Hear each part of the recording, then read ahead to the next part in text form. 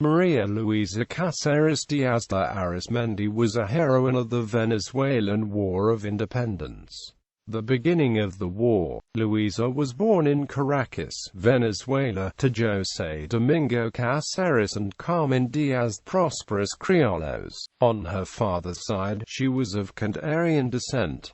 She was baptized in the Church of Santa Rosalía in Caracas.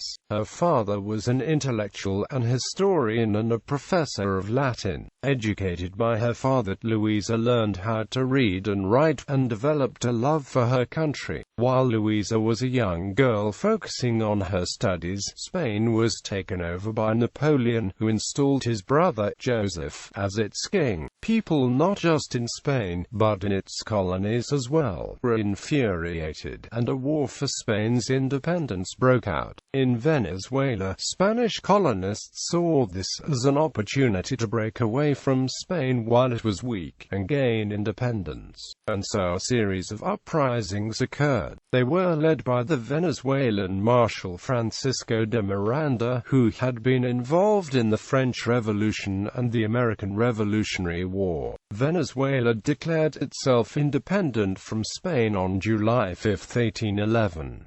This triggered the war for Venezuela's independence. In 1812, an enormous earthquake struck Caracas, where Luisa and her family were living, completely destroying the city. Because of this earthquake and a rebellion by the Venezuelan Llaneros and Canarians, the First Republic of Venezuela was toppled. A second Venezuelan republic was proclaimed on August 7, 1813, but lasted only a few months before it, too, was crushed. On Christmas Eve 1813, Luisa met the General Juan Bautista Arismendi, a son of the illustrious Arismendi family, who was impressed by her wit. On March 6, 1814, the royalist troops of Francisco Rosas attacked Ocumare, killing her father, who was visiting his friend, Commandant Juan José Toro. Juan Bautista Arismendi organized an expedition to Ocumare to rescue imprisoned patriots. Luisa's brother, Felix, joined the expeditionary force but was captured and, a few days later, executed. José Tomás Boves forced the patriot troops to abandon Caracas. The retreat was led by Simon Bolivar and José Felix Ribes.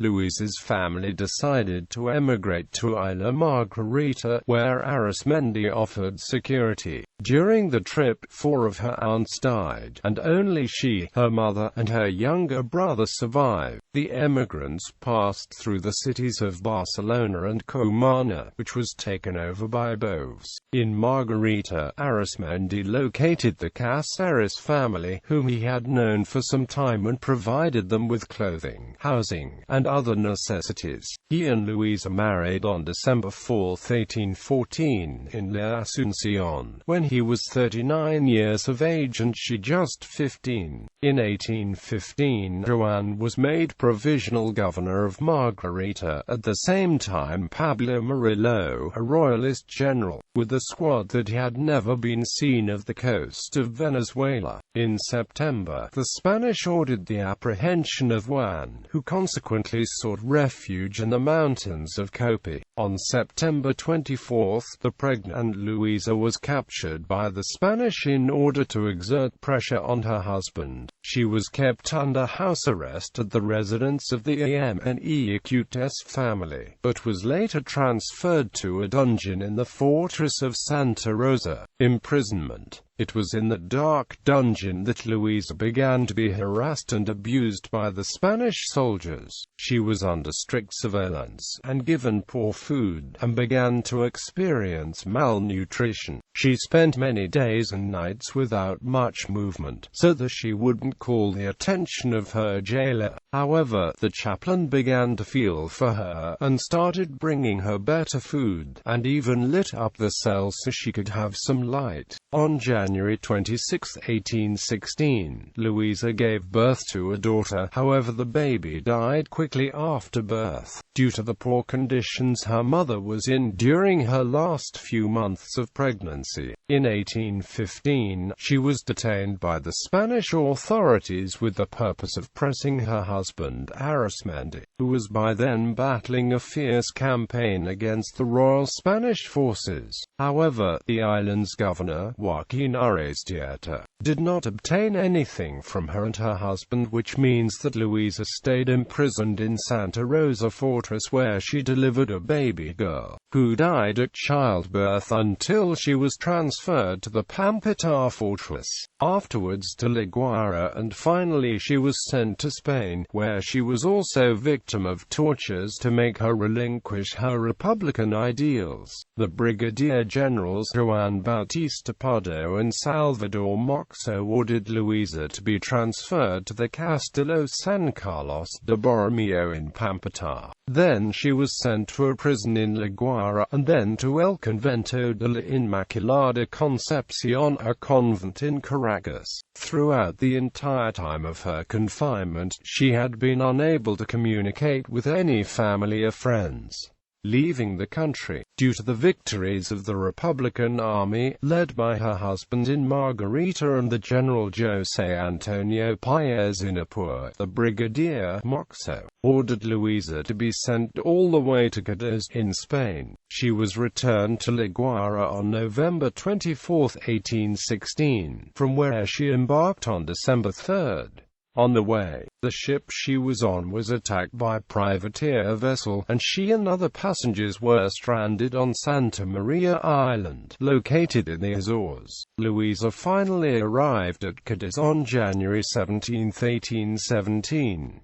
She was presented to the Captain General of Andalusia. He protested against the arbitrary decision of the Spanish authorities in the Americas, and gave Luisa the category of being confined. He gave Luisa a pension of 10 reals a day, and is given protection by the Dr. José María Moron and his wife, Concepcion Pepet. They paid a deposit and agreed to present her monthly before a judge. During her time at Cáceres, Luisa refused to sign a document stating her loyalty to the King of Spain, and denying her affiliation as a patriot of Venezuela. She never abandoned her independentist ideals.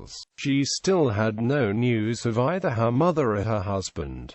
In March 1818, Lieutenant Francisco Carabana and an Englishman, Mr. Totham, offered to help Luisa get back to the Americas. As they planned her escape, Luisa promised that her husband would pay all the expenses in the end. Luisa said her goodbyes to the Moron family, and headed to the United States of America on a frigate. On May 3, 1818, Luisa arrived at the city of Philadelphia. There, she met the family of the patriotic General Lino Clemente, who had moved to the United States. They provided her with hospitality and friendship, just as the Moron family had in Spain. Colonel Luis Riu, sent by Luisa's husband, went to Philadelphia to transfer her to Margarita. They arrived on July 26, 1818. Subsequently, on September 19, 1819, the Council of the Indies dictated a resolution by means of which Luisa was granted absolute liberty to choose her residence. She went on to have a total of 11 children.